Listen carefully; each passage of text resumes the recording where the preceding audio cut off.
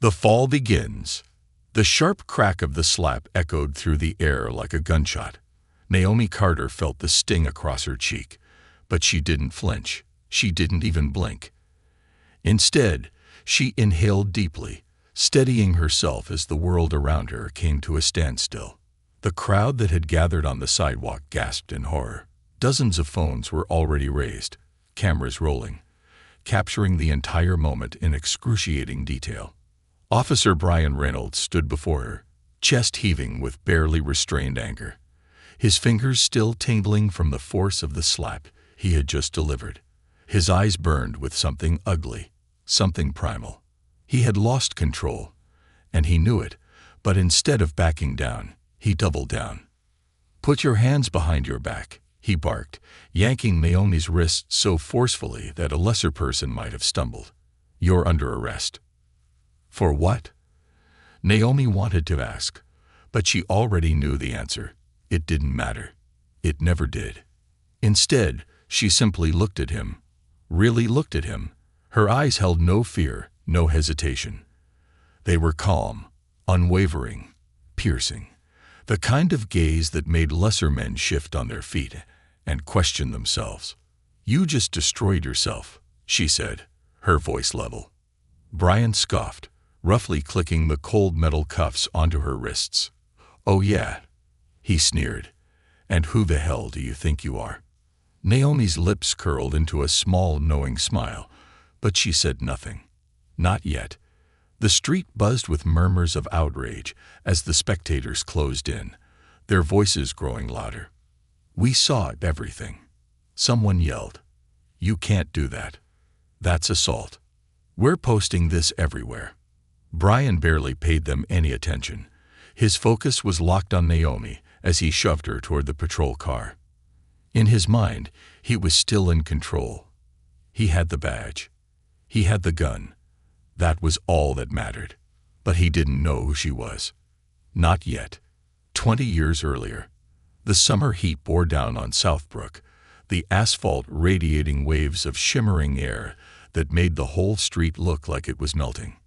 Naomi Carter, only 10 years old at the time, sat on the porch steps, her knees scabbed from an earlier game of tag with the neighborhood kids. She loved Southbrook, despite its cracked sidewalks and flickering streetlights. It was home. But even at 10, she knew that Southbrook was different. That people like her family, weren't treated the same as those who lived in the nicer parts of the city. And then, everything changed. A commotion broke out at the end of the block, drawing Naomi's attention. A group of officers had surrounded a man on his own doorstep, a man she knew better than anyone, her father. Samuel Carter stood tall, his hands raised in the universal sign of surrender, his face unreadable. He wasn't afraid. He wasn't angry. He was just tired. "Put your hands where we can see them," one of the officers shouted, his hand twitching near his gun. Naomi didn't understand what was happening. Her father was no criminal. He was a school teacher. He was a good man. "Calm down," Samuel said, his voice steady. "I haven't done anything.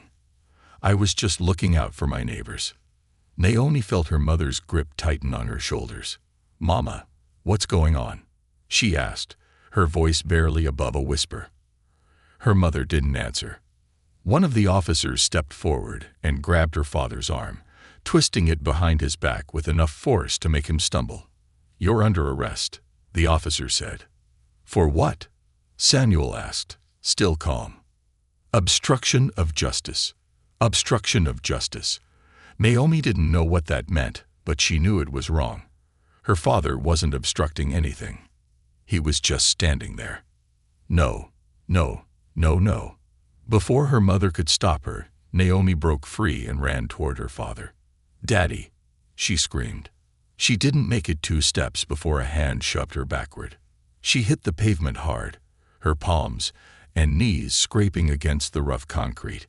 Blood smeared across her skin, but she barely noticed.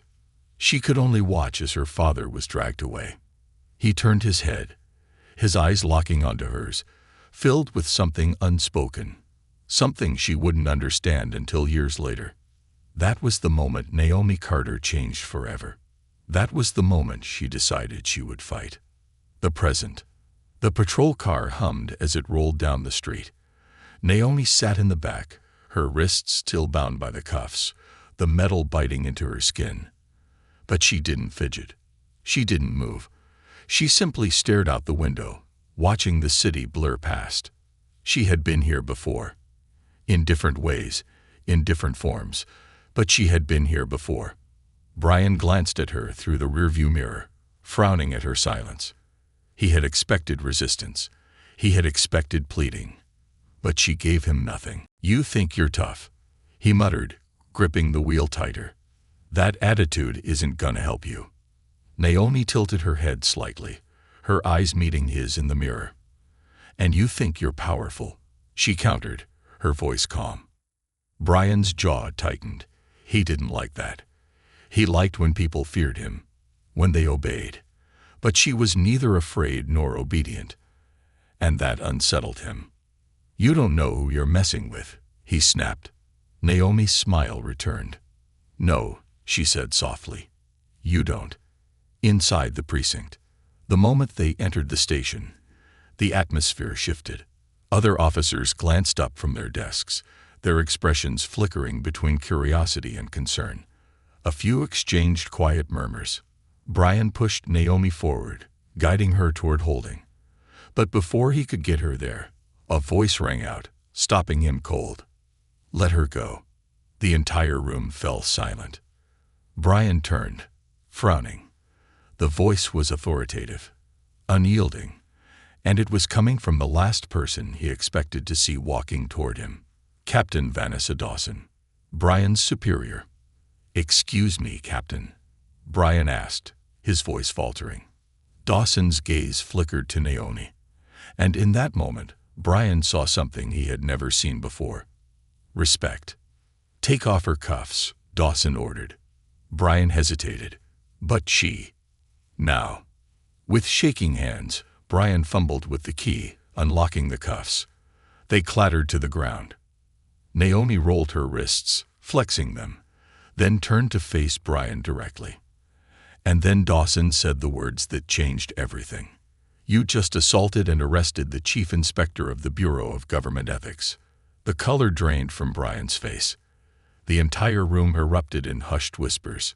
Naomi smiled one last time. "I told you," she said, her voice like steel. "You just destroyed yourself." And for the first time since the slap, Brian Reynolds understood. He was no longer in control. He never had been. The reckoning begins. A storm unleashed. Brian Reynolds stood frozen, his grip tightening on the cuffs that had just fallen from Naomi Carter's wrists. He could hear the murmurs swirling around him like a tornado, voices rising in disbelief and shock. His body felt numb, but his mind was racing, scrambling to make sense of what had just happened. Chief Inspector. His prisoner, the black woman he had humiliated, slapped, and dragged into the station in front of a crowd, was his superior. No, not just his superior. One of the highest-ranking officials in the Bureau of Government Ethics, a woman whose mere name sent shivers down the spines of corrupt officers across the country. A woman who had the power to end him with a single phone call. And he had struck her. Publicly. On camera. Brian's stomach twisted into a hard knot. His pulse pounded in his ears like a war drum. His breath came in short, panicked bursts as his mind replayed the events that had led him here. The smugness, the condescension, the way he had dragged her toward his patrol car like she was nothing. The slap. The moment his palm had cracked against her skin, stinging like fire. And worst of all, the way she had looked at him afterward. Not with fear, not with rage, but with certainty. She had known this was coming. Naomi Carter rolled her wrists, shaking off the discomfort of the cuffs, then took a slow step forward. She was no longer just a woman in athletic wear. She was power incarnate. And now she stood directly in front of Brian, her eyes locked onto his like steel piercing through glass. "Officer Reynolds," Naomi said, her voice smooth, deliberate, laced with something dangerous. Do you know what excessive force is? Brian swallowed hard, unable to speak. No. Naomi tilted her head slightly. Well, let me educate you. She turned toward the gathered officers, her voice carrying through the room with the force of a judge passing down a sentence. This man, she pointed at Brian without even looking at him, abused his authority today. He assaulted a citizen without cause. He made an unlawful arrest, and worst of all, he thought he could get away with it. The murmurs grew louder. Officers exchanged glances, some uncomfortable, others filled with knowing dread. Dawson, their captain, stepped forward, her jaw tight with barely restrained fury. "Brian, you're done," she said bluntly. "Hand over your badge and gun." Brian's heart sank. He had been a cop for 10 years. This wasn't just a job, it was his identity. He had power, respect, the ability to walk into any situation and demand control. And now, in the span of mere minutes, it was all gone. I was just following protocol," Brian stammered, his voice hoarse. She was acting suspicious. You put your hands on your superior," Dawson cut him off, shaking her head. "You didn't even check who she was before assuming she didn't belong in that neighborhood." Naomi let out a soft, humorless chuckle. "That's the real problem, isn't it?" she said. "You looked at me, and all you saw was a black woman who didn't belong." Brian clenched his fists. That's exactly what happened," Naomi interrupted, her voice sharp enough to slice through glass. "You didn't ask me any real questions. You didn't request ID. You didn't give me the courtesy of basic respect. You saw me and decided that I had to be a threat." Brian could feel every eye in the precinct on him, the weight of their judgment pressing down on his skin like 1,000 pounds of stone. Dawson sighed. "You're officially suspended. Effective immediately," she said. "We'll review your case, but considering the evidence," she gestured toward the dozens of phones still recording, the screen of one playing back the video of Brian's slap on loop. "You'll be lucky if you're not fired outright." Brian wanted to protest, to fight. But then Naomi took a step closer, her voice low so that only he could hear. "I warned you," she murmured. "You just destroyed yourself." And then she turned, walking away with her head high, her back straight, like a queen leaving the ruins of a fallen kingdom. And Brian Reynolds, he was the ruins. The spiral begins.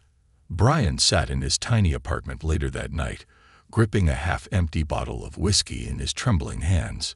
His phone sat on the table in front of him, ringing endlessly with calls from news outlets, his union rep, and worst of all, his father. He didn't answer any of them. Instead, he stared blankly at his laptop screen, where his own name was plastered across every major news outlet. CLVRESTOFICR, under fire for Pliolisi Buruti. Racist COP, Story Keys, Black Woman, then Ili Errands, She's His Boesis, Bu DYCAM, and Fajoani footage, Captuori Officer, Asis AULTINGCHIEF Inspector, Naomi Carter. The comments below the articles were even worse. What kind of idiot lays hands on a woman of her rank? His career is over. Good. One less racist cop in the force. Reynolds deserves to rot in prison. I hope she sues the hell out of him.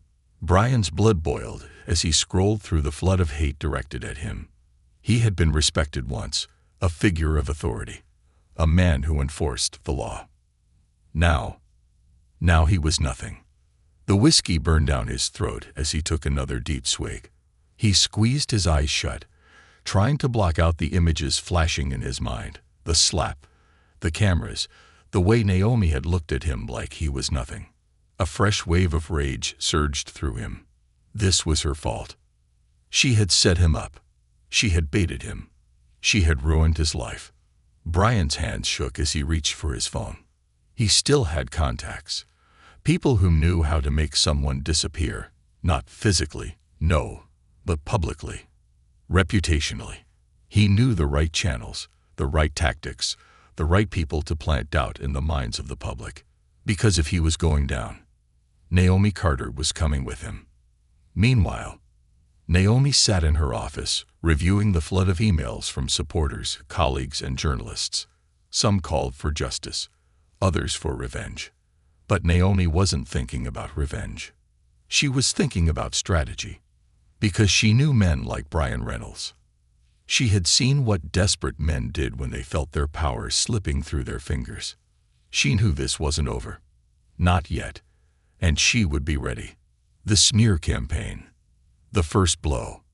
Brian Reynolds' apartment was dark, save for the pale blue glow of his laptop screen.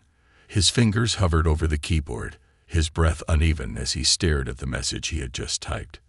It was simple, short, but it carried the weight of everything he had left. 2. Undisclosed recipients. Subject: Naomi Carter's secrets. The public doesn't know the truth about Naomi Carter.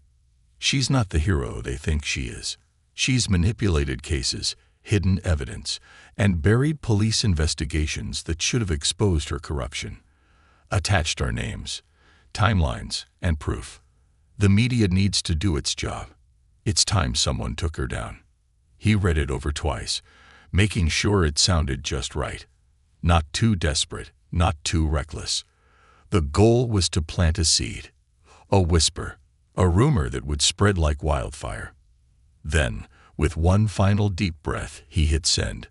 The message went out to a network of media contacts, low-tier political bloggers, and social media figures who thrived on controversy. He knew how this worked. Once the rumors started, they would spread fast, weaving their way into public discourse until even the most level-headed people started to wonder, could it be true? And once doubt was planted, it was almost impossible to erase. Brian leaned back, exhaling a slow breath. The wheels were in motion. Naomi Carter was about to experience a different kind of battle. Naomi feels the heat. Naomi sat at her desk in her office, flipping through case files when the first notification came through on her phone. A headline flashed across her screen. Chief Inspector Naomi Carter under scrutiny. Allegations of case mismanagement surface. She frowned, tapping the article. It was thin on details, full of vague accusations that she had covered up evidence in previous cases. No official sources, no named witnesses, just an anonymous informant. Anonymous informant, my ass. She leaned back, exhaling slowly. She had seen tactics like this before. She had exposed tactics like this before. And now, someone was using them against her. A second notification popped up. Naomi Carter's ties to dirty cops. Former officers speak out. Her stomach twisted, not because she feared the accusations, but because she knew how the public reacted to stories like this. It didn't matter if it was false. It only mattered that people believed it long enough to damage her credibility. She reached for her office phone and dialed. "Lewis, get in here," she said. A moment later, her most trusted investigator, Lewis Parson, stepped in. A former FBI analyst turned government investigator, he had worked alongside Naomi for years. He had seen firsthand what dirty cops did when they were cornered. Lewis sat across from her, eyes sharp. "I saw the articles," he said. "You've got someone pulling strings against you." Naomi nodded. "It's Brian." Lewis sighed, rubbing his face. "He's desperate and dangerous." Naomi folded her arms. "Find out where these stories started. Who planted them? I want to know who's funding this smear campaign." Lewis gave a curt nod and stood. "Consider it done." Naomi leaned back, rubbing her temples. She had expected retaliation, but the speed of it meant Brian had help. And that meant he was far more dangerous than she had thought. Brian's next move. Brian watched from his laptop as the media began to swirl with controversy. Social media was catching on. Tweets questioning Naomi's ethics, Facebook posts debating whether she was truly clean, even YouTube videos analyzing her past cases. The smear campaign was working. But he needed more. He picked up his phone and dialed a number. The call was answered after 2 rings. "Is it done?" a voice asked. Brian exhaled. "It started, but I need real dirt on Carter, something that can't be easily dismissed." The voice on the other end chuckled. "You want me to fabricate something, don't you?" Brian hesitated. He wasn't stupid. If he got caught making false claims, it would destroy what little hope he had left. "I need something credible," he said carefully. The voice hummed in thought. "There's always personal lives. People eat that up more than political scandals. If we can tie her to something dirty, something people won't ignore, it'll finish her." Brian ran a hand down his face. Personal scandals. That was dangerous territory. But he was already past the point of no return. "Do it," he said. "Find something. Anything." The voice on the other end laughed again. "Consider it done." Brian ended the call, his pulse pounding. If Naomi Carter thought she was untouchable, she was about to learn otherwise. The attack hits home. It didn't take long for the first real hit to land. Naomi had just finished a late meeting when she received a text message from an unknown number. Attached image. She tapped the file, and when it opened, her stomach dropped. It was a photo of her son, Daniel. A recent photo, taken outside his school. Underneath it, a message. "Nice family. Would be a shame if people started looking into them." Naomi's blood ran cold. This wasn't just about her reputation anymore. They were threatening her family. A slow, controlled breath left her lips. She looked at the photo again, her heart pounding. They were watching, and they wanted her to know it. She immediately dialed Lewis. The moment he picked up, she didn't waste time. "They sent me a picture of my son," she said. "Find out who's behind it."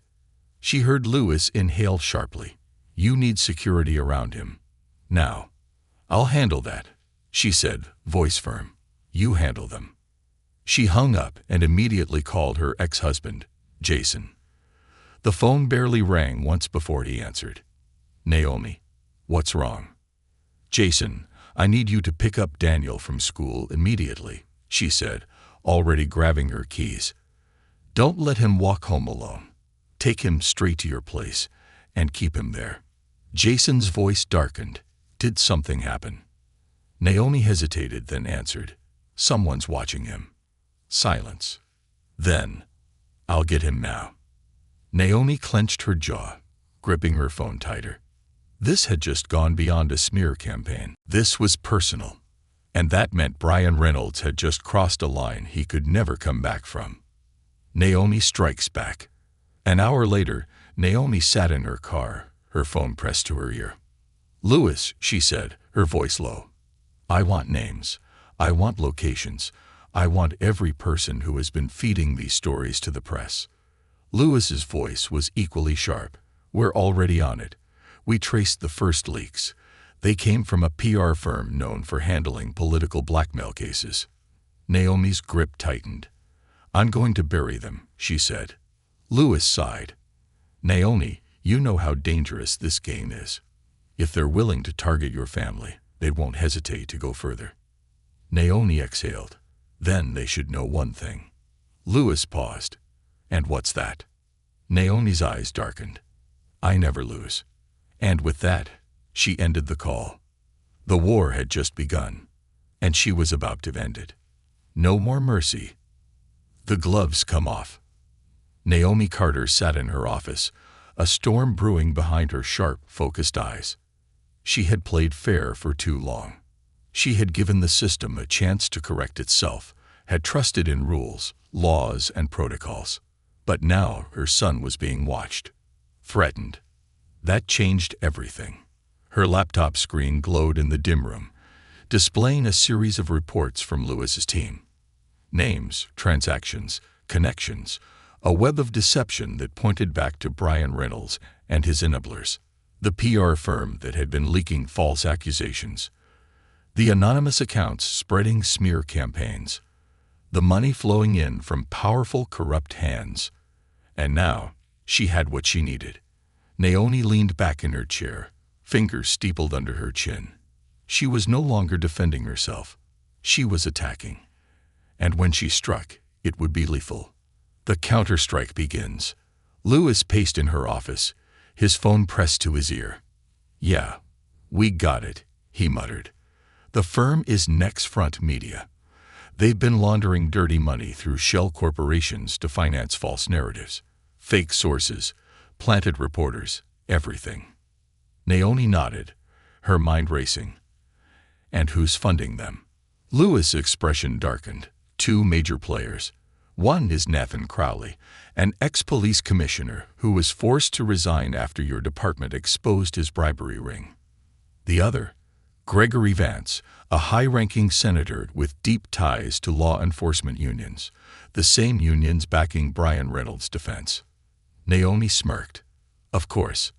They needed a patsy. And Brian was dumb enough to sign up. Lewis hesitated. "Naomi, this is bigger than Brian. If Crowley and Vance are involved, that means they're protecting more than just one bad cop. They're protecting an entire system. We're talking dirty judges, paid-off DAs, backroom deals in law enforcement, everything we've been fighting against." Naomi's jaw tightened. "Then we expose them all." Lewis gave her a sharp look. "You're ready to go nuclear." Naomi didn't hesitate. "Burn it down." The first explosion. Naomi pulled every favor she had left. A network of investigative journalists, former colleagues, whistleblowers, people who weren't afraid to expose the truth. Within 48 hours, a bombshell article was published by the Guardian Ledger. Exclusive, political and law enforcement figures linked to coordinated smear campaign against Chief Inspector Naomi Carter.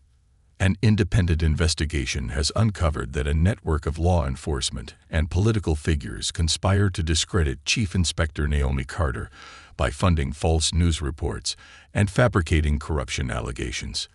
Evidence points to former police commissioner Nathan Crowley and Senator Gregory Vance as key financiers. The internet exploded. Major news outlets picked up the story immediately. Social media lit up with outrage. So they tried to frame her. Hell no. Someone needs to be in jail for this.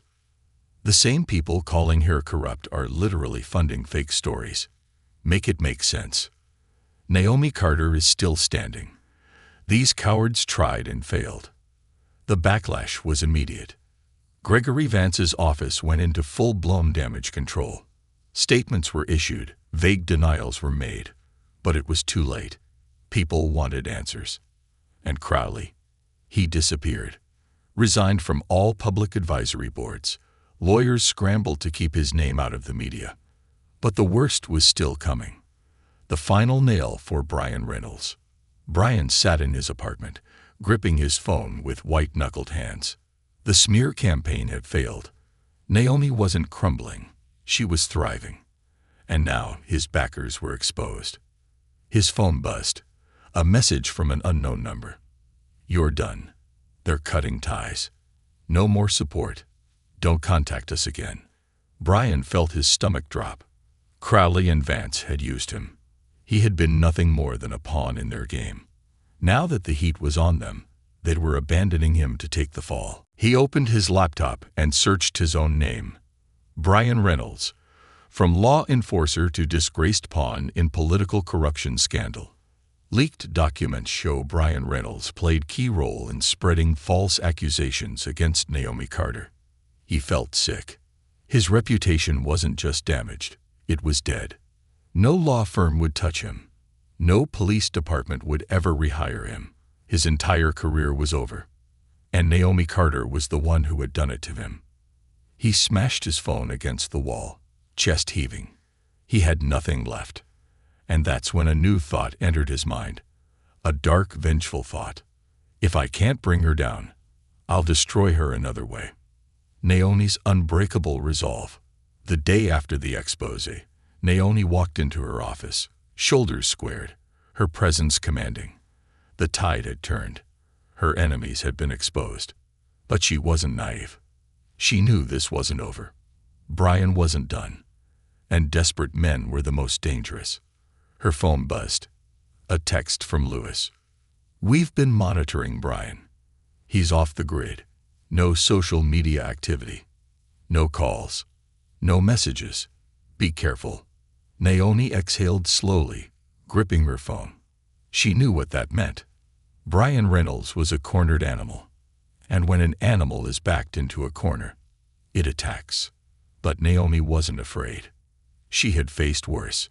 And if Brian wanted a war, she'd make sure he didn't survive it. The war wasn't over yet. The trap is set. Naomi Carter knew exactly what was coming. Brian Reynolds was unraveling. He had lost everything: his badge, his reputation, his support. And when men like him lost control, they became desperate. Desperate men were dangerous. And Brian had just made the biggest mistake of his life. Naomi didn't just sit back and wait. She prepared. She increased security at her home, her office, and, most importantly, around her son Daniel. No one would ever get close enough to threaten her family again. But more than that, she baited the trap. She let Brian think he still had a chance to win. Brian's last stand. Brian paced his tiny apartment, a gun sitting on the table next to him. His thoughts were tangled, erratic, spinning between regret and pure burning rage. He had lost everything. And Naomi Carter was still standing, untouched, unshaken. He couldn't live with that. Not after everything she had taken from him. He opened his laptop, his fingers trembling as he typed a message into an untraceable chat forum. "I need a job done. Quiet, fast, no mistakes." A few minutes passed before a response came. "What's the target?" Brian took a deep breath. He was past the point of return.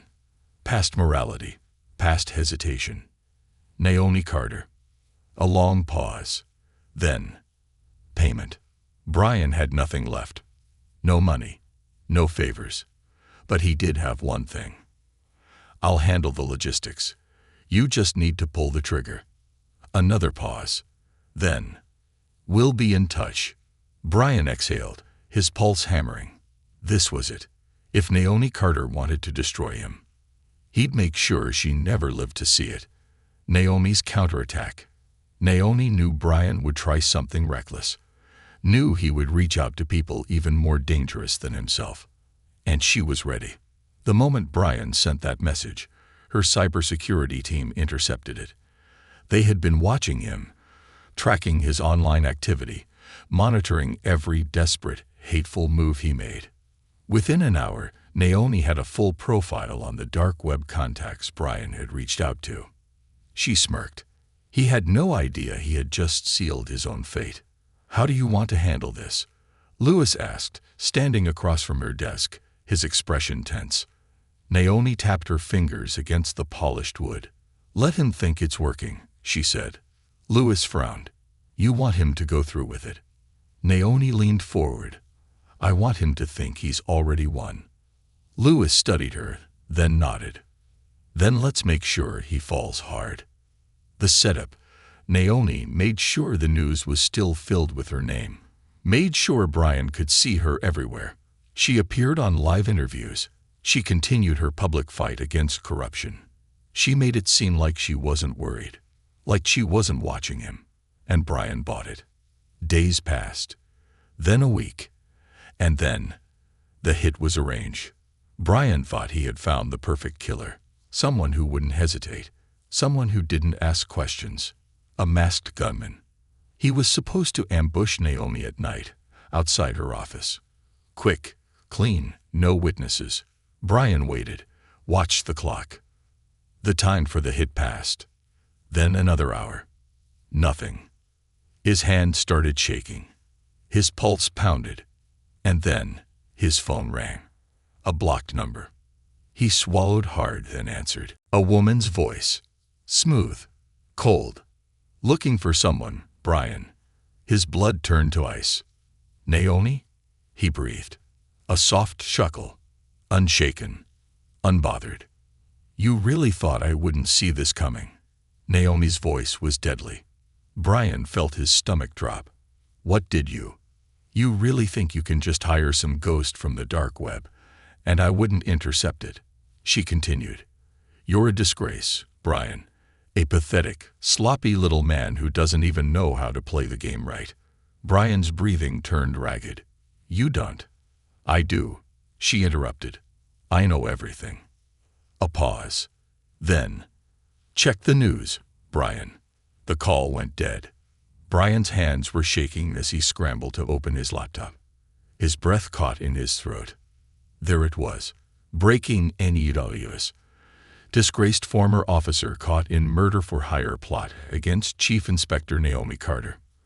Authorities confirm intercepted assassination attempt linked to Brian Reynolds, the ex-officer already under investigation for unlawful misconduct and conspiracy. Sources say Reynolds attempted to hire a contract killer online. Federal authorities have officially issued a warrant for his arrest. Brian felt like he was going to throw up. No. This wasn't happening. A loud bang rattled his door. Brian Reynolds. Open oop. His heart stopped. Another bang. Federal agents. You are under arrest for attempted conspiracy to commit. Brian's vision blurred.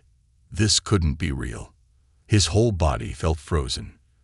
The door burst open. Agents swarmed the apartment. And for the first time, Brian Reynolds felt true, paralyzing fear. Naomi stands tall. Naomi Carter stood in front of a crowd of reporters, cameras flashing as she stepped up to the podium. She had won. Again.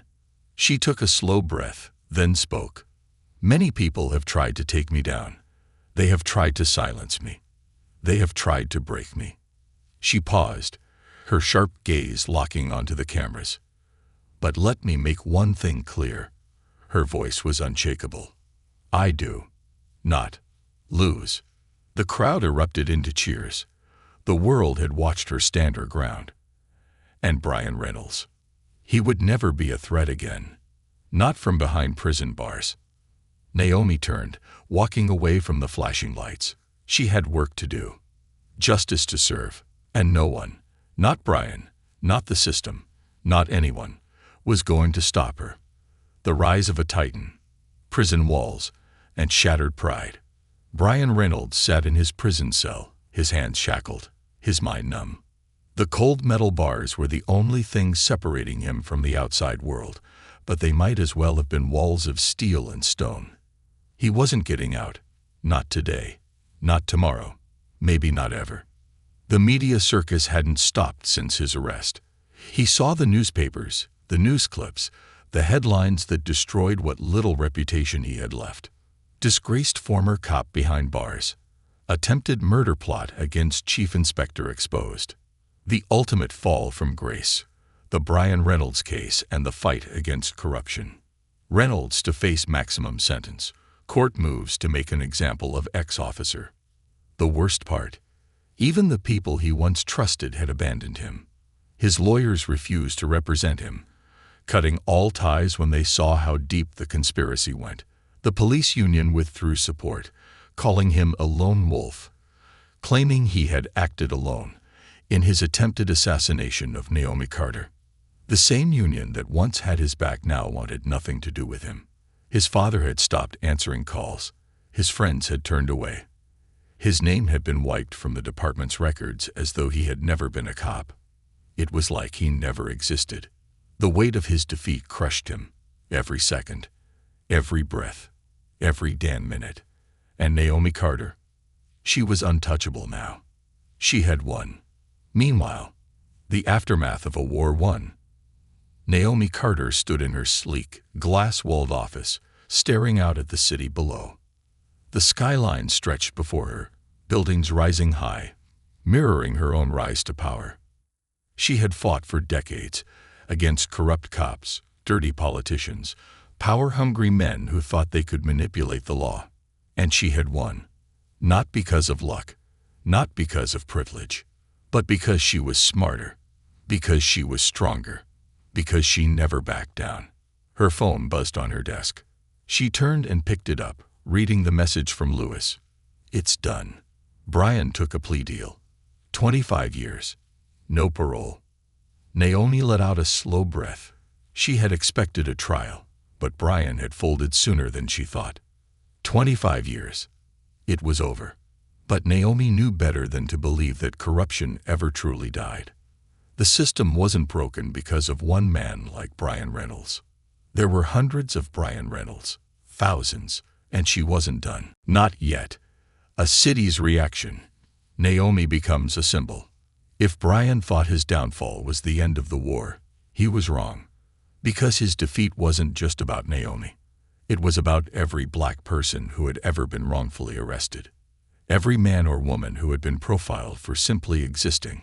Every cop who thought their badge made them untouchable. Naomi had become a symbol. Her face was plastered on magazine covers. Justice wins, Naomi Carter and the fall of a corrupt cop. The woman who took on the system, and won. Meet the chief inspector who brought a dirty cop to his knees. She didn't care for the fame. She didn't need the praise. What she wanted was real, lasting change. And she had just been given the platform to make it happen. She stepped onto the stage in front of a packed auditorium, cameras flashing, a sea of people waiting to hear her speak. She didn't bring a speech. She didn't need one. She gripped the microphone, looked into the crowd, and spoke. This isn't just about me. This is about all of us. About the people who are silenced, about the victims who never got justice. The system is designed to protect the powerful and keep the rest of us in check. But I am telling you now, we are no longer in check. We are going to fight. We are going to expose. We are going to burn down the systems that have kept us oppressed for too long. And if they think they can stop us, let them try. The room erupted into cheers. The movement had begun. Naomi Carter wasn't just a chief inspector anymore. She was leading a revolution. Behind closed doors. A new target. Naomi had destroyed Brian Reynolds, but she wasn't naive. She knew that Crowley and Senator Gregory Vance, the ones who funded Brian's smear campaign, were still free. And that didn't sit well with her. Not one bit. As she sat in her office, Lewis walked in with a thick file and set it on her desk. Everything we have on Gregory Vance, he said. Naomi opened it, flipping through the pages. Illegal campaign funds, secret offshore accounts, connections to private prison corporations. She smirked. I think it's time, she murmured. Lewis raised a brow. Time for what? Naomi's eyes gleamed. Time to take him down next. Meanwhile, a man who refuses to fade. Brian Reynolds sat on his prison cot, seething. His mind raced. He had no power, no badge, no respect. But he still had hate. And hate was a powerful thing. He looked at the newspaper sitting on the floor of his cell, Naomi's face on the cover, her smug victory stare looking back at him. She thought this was over. She thought she had won for good. But Brian knew something Naomi didn't. There were still people out there who wanted her gone. And from behind prison walls, he still had a way to reach them. He smirked, picking up the phone and dialing a number. When the other line picked up, he whispered, I have information, and I want a deal. The war that never ends. The snake in the dark. Brian Reynolds sat in the dim, sterile visiting room of the maximum security prison, his hands cuffed to the table, but his smirk intact. Across from him sat a man in an expensive gray suit, dark sunglasses concealing his expression. The kind of man who never showed up in public records, the kind of man whose name never appeared on paper. Brian knew exactly who he was dealing with.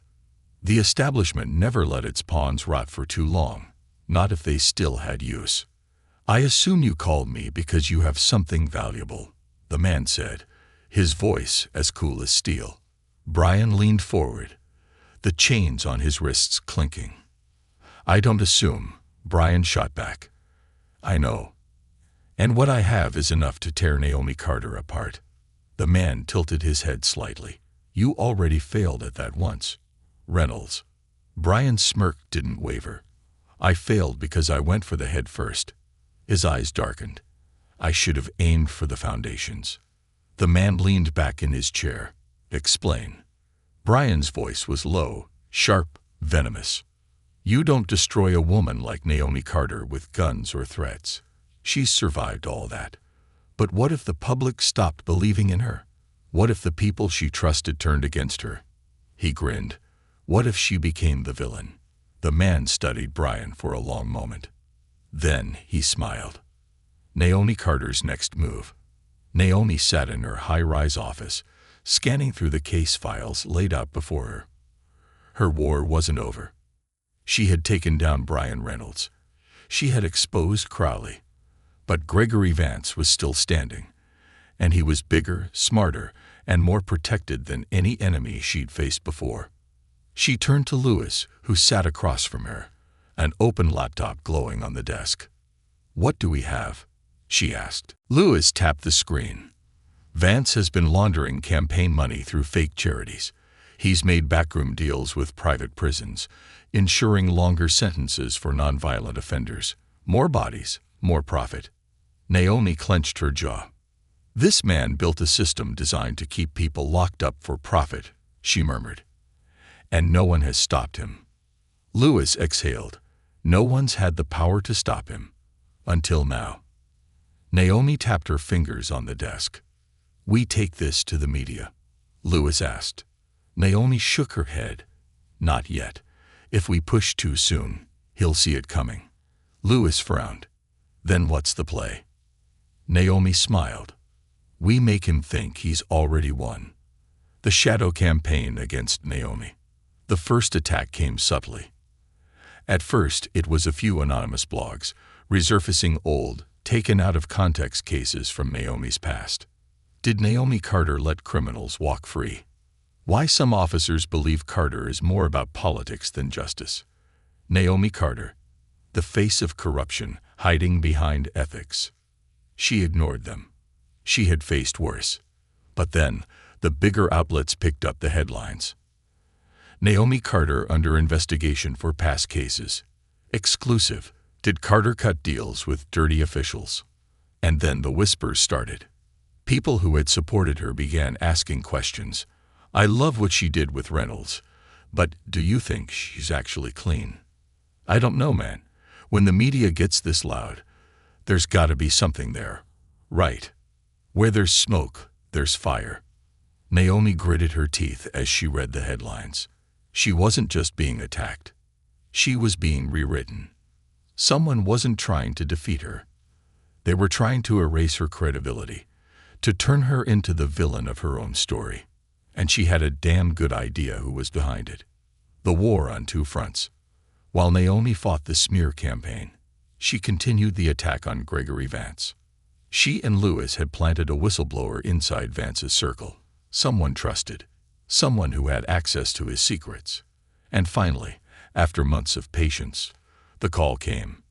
Naomi picked up the phone, and a nervous voice spoke on the other end. I have the files. Bank transfers. Proof of direct payments from private prison executives to Vance's personal accounts. Naomi closed her eyes for a moment, the weight of victory settling in. Send it, she said. Within 24 hours, it was everywhere. Senator Gregory Vance tied to private prison bribery scheme. Money for prison sentences. How Vance profited off black and brown communities. Federal investigators opened probe into Senator Vance's dealings. The public turned on him instantly. Vance tried to deny everything, tried to shift the blame, but the evidence was too clear, too damning. His political allies dropped him overnight. His campaign collapsed. And within a week, Vance was forced to resign under pressure. Another corrupt giant fell. Naomi Carter had won again. But as she stood in front of the cameras, delivering a victory speech, she felt something off. The attacks on her weren't stopping. Even with Vance gone, the stories about her kept spreading. And then, she saw it. The final blow. Naomi stared at her phone as one last headline flashed across the screen. Breaking.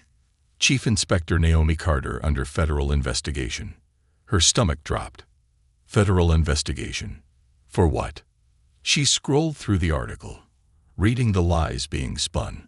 Sources claim Carter used illegal tactics in her past corruption investigations. An anonymous official has provided documents showing possible ethics violations. Justice Department to open inquiry into Naomi Carter's actions. Naomi's hands tightened around the phone. This wasn't random. This was calculated. Someone wasn't just trying to smear her. They were trying to put her in prison.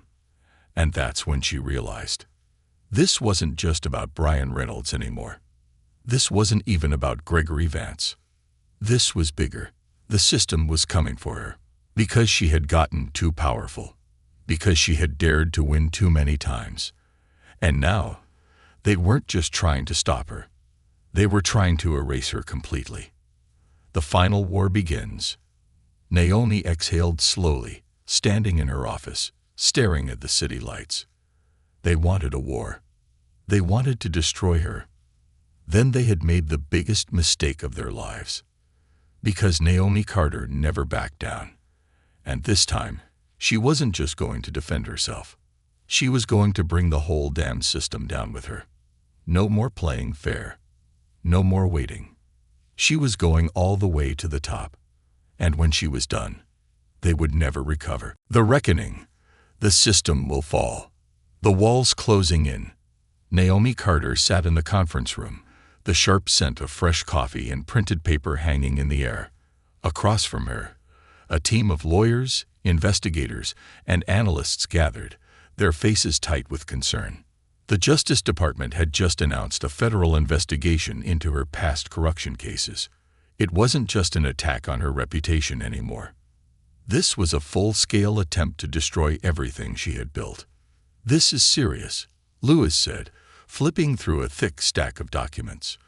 "They've compiled a list of cases you worked on over the years, trying to find anything they can use." Naomi leaned back, her fingers tapping against the polished table. "They're scared," she murmured. "They should be," one of her attorneys, Carla Hayes, interjected. "They're throwing everything at you. They have unnamed sources, alleged whistleblowers, and fabricated documents suggesting you bent the rules in past investigations." Naomi exhaled slowly. She had expected retaliation. But this was bigger than Brian Reynolds. Bigger than Gregory Vance. This was the system itself fighting back. "They want to bury me," Naomi said, her voice firm. "But I refuse to be a martyr for their corruption." Lewis nodded. "Then we need to go on the offensive. The counterstrike." Naomi wasn't going down quietly. She had spent years uncovering corruption, and she knew exactly how the game was played. Now she was about to flip the board over. "Lewis," she said, "dig deeper into the DOJ officials leading this investigation." He frowned. "You think they're compromised?" Naomi's smile was sharp. "I know they are." Over the next 72 hours, Naomi's team worked around the clock. And what they uncovered was nuclear. The officials pushing for Naomi's downfall. They had direct ties to Gregory Vance. One had donated thousands to his past campaigns. Another was a former consultant for a private prison company. And one more had a personal vendetta against Naomi because she had exposed his brother for bribery 5 years ago. Naomi didn't hesitate. She went public. The final blow. The next morning, Naomi stood in front of hundreds of cameras, her sharp suit tailored to perfection, her confidence unshaken. The reporters buzzed with anticipation. They expected her defense. Instead, she declared war. "I have dedicated my life to fighting corruption," she began, her voice steady and powerful. "And now, the same corrupt forces I have exposed are coming for me. I am here to tell you, I will not be silenced." She turned to the cameras. "The people leading this investigation against me, they are the real criminals. And here is the proof." A large screen behind her flashed with evidence. Documents, bank transfers, leaked emails. They had been caught. The room erupted into gasps, frantic typing, and rapid whispers. A reporter stood quickly. "Are you saying the DOJ is compromised?" Naomi looked directly into the camera. I'm saying this is bigger than me. She let her words linger. This is about a system that profits off of lies, injustice, and oppression. She leaned forward slightly. They wanted a war. A pause. Well, they'd got one. The system crumbles. The fallout was immediate and brutal. By the next morning, headlines exploded across the nation. Federal corruption unveiled. Officials tied to private prison scandals and political cover-ups. Naomi Carter strikes back. Who really runs the justice system? Mass resignations expected as Ethics Bureau launches full investigation into DOJ. The government was in crisis. The DOJ officials leading Naomi's case were forced to resign. The FBI opened a new inquiry, this time not into Naomi, but into the people who had tried to take her down. Senator Gregory Vance, arrested. His political empire, gone. The corruption Naomi had fought for decades was finally imploding from the inside. And Brian Reynolds. He watched it all happen from his prison cell. His final attempt at revenge had failed.